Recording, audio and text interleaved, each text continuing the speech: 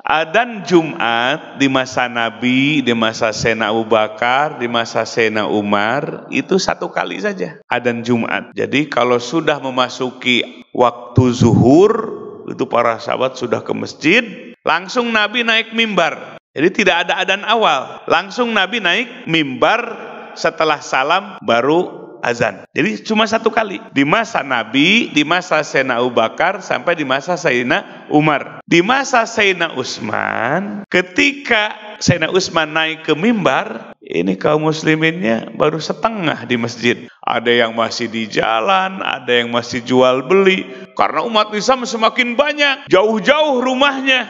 Sehingga ketika Sayyidina Utsman naik ke mimbar, kemudian azan, sahabat belum kumpul semua. Akhirnya kata Utsman bin Affan, azan awal terlebih dahulu. Maka azan awal, Allahu Akbar, Allahu Akbar. Wah, kata sahabat ini udah adzan, buru-buru. Oh, ternyata belum naik ke mimbar.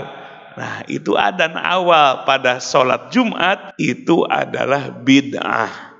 Kenapa?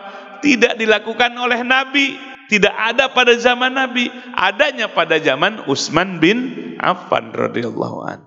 Tapi Utsman bin Affan melakukan itu dengan alasan-alasan yang kuat. Maka sampai hari ini adzan 2 kali. Di kita 2 kali. Duhur masuk adzan. Kemudian setelah imam naik ke mimbar, salam azan. Bahkan di Mekah, azan awalnya itu sebelum waktu zuhur.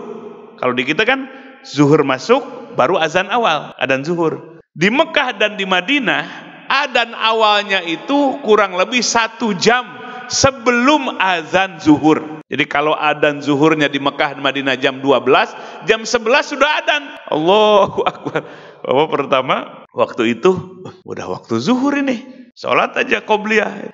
Ternyata masih 1 jam lagi ke waktu adzan zuhur. Oh, ternyata adzan awalnya sebelum waktu zuhur masuk, persis seperti adzan awal subuh. Adzan awal subuh itu kan 1 jam sebelum adzan subuh. Berarti sebelum memasuki waktu subuh, adzan awal subuh. Nah, di Mekah dan di Madinah sampai sekarang adzan awalnya itu seperti adzan subuh. Sebelum datang waktu zuhur sudah adzan. Itu khusus hari Jumat. Nah, itu di masa Nabi nggak ada. Bid'ah nggak? Bid'ah, tapi bid'ah yang baik. Maka disebut sunnah hasanah, sunnah yang baik.